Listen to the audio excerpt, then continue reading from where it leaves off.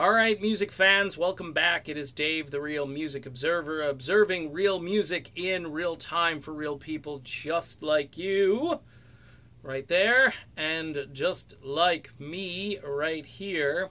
A lot of folks have been asking me, hey, Journey questions out there that can be asked of Steve Perry.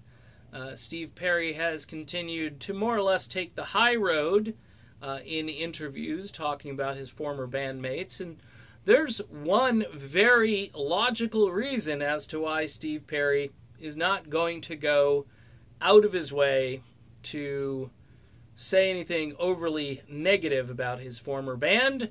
Number one, it's all about the publishing, and number two, it's all about the deal that Perry made with the band when he departed.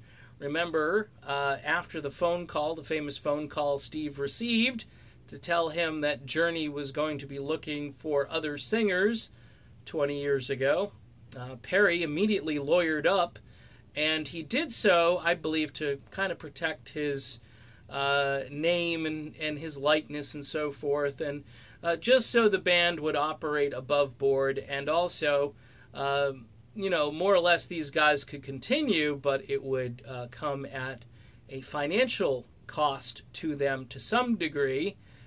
Perry built this business with Neal Schon and with Gregg Rolie, and all I can say is that I believe Perry doesn't want to see his investment trashed in any way. He took the high road when it came to talking about Arnel Pineda, said that Arnel sings his heart out, and that he's been in the band for over a decade, which actually broke Steve Perry's tenure, his record in the band.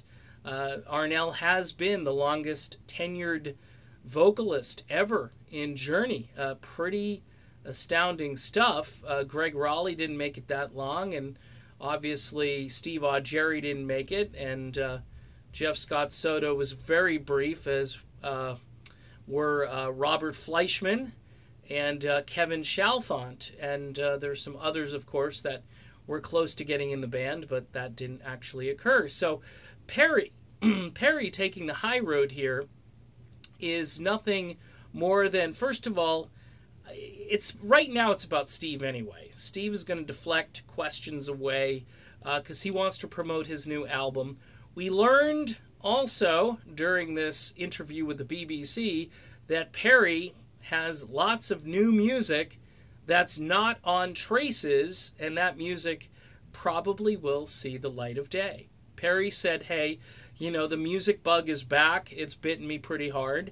And it doesn't say, I'm here for a one-off appearance, which I really thought that's what it would be. And I was told that Perry was basically looking to dump out all these songs and then to go back into seclusion, but apparently he made a promise, and he's keeping that promise to his former late girlfriend, that he would continue on and not go into seclusion.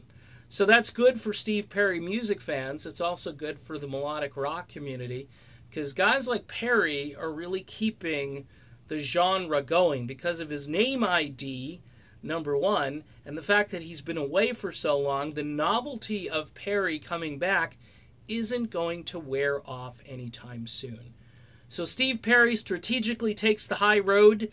I would actually expect nothing less than Steve. This isn't 1987. These aren't sour grapes. This isn't 1998. All of these people have aged, and there's just too much water under the bridge, and there's been too many inked contracts that have, been around for quite some time, and a lot of those benefit Steve Perry, whether it be merchandising, publishing, live concert sales, and Journey has been selling out during this Journey Def Leppard tour. So all of that helps Steve, and I'm sure he's thankful and happy that he negotiated himself a great deal. All right, done with this video. Steve Perry taking the high road. That's what this is all about. Talk to you soon.